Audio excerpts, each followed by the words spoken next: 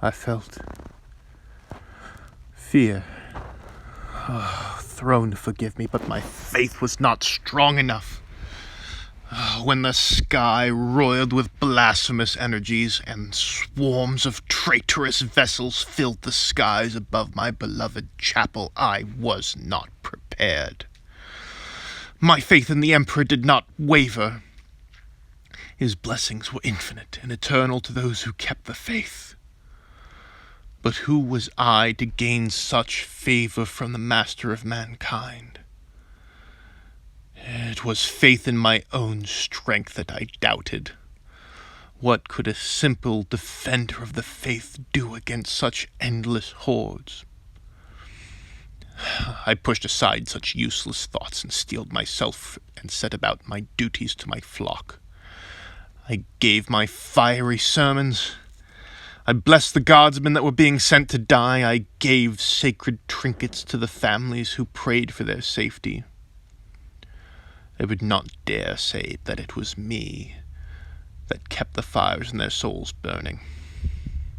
It was their faith in him. Through his least servant, the Emperor's light still shone bright in the hearts of his people. When the fighting began, it is difficult to describe. Never had I seen so many men and women with the mighty armaments of the Imperium to protect them. I would watch them endlessly march past as I gave my blessings and preached his sacred word. Thousands upon thousands I saw. Columns of great tanks trundled past as the bright banners of the various regiments billowed defiantly in the fell wind that swept through the city. To gaze upon the might of the Imperium gave me such hope. A feeling of near invincibility flowed through me as I watched their endless numbers march past.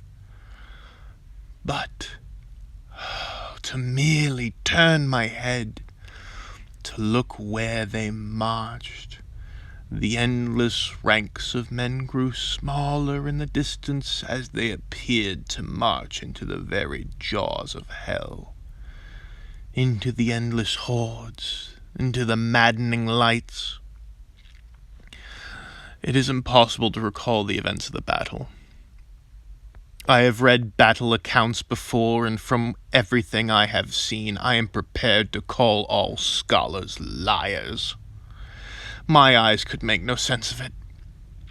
Everything was hidden by smoke, dust, and the flash of millions of hideous weapons of war.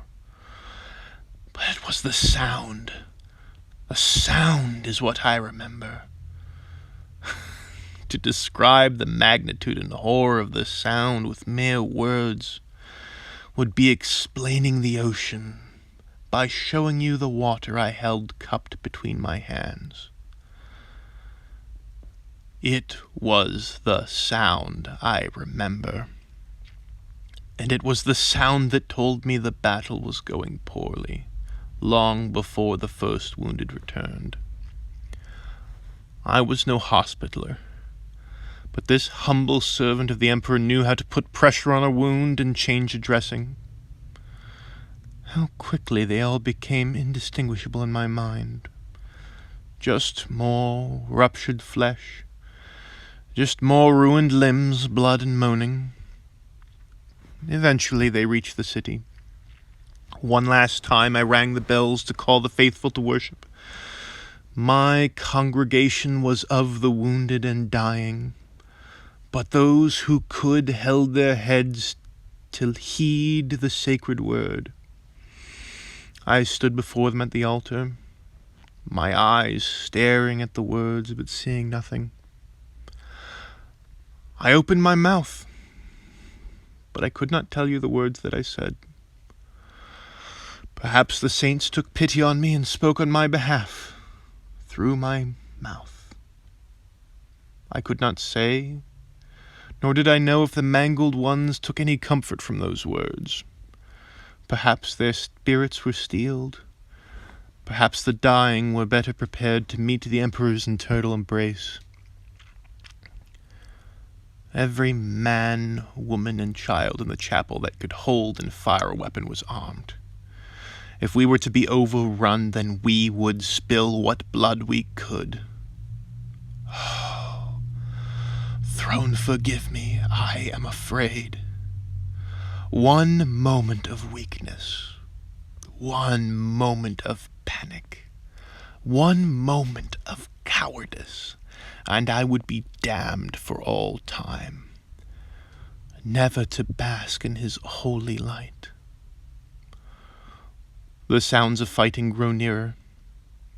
The incense is still burning as I end the service with a benediction.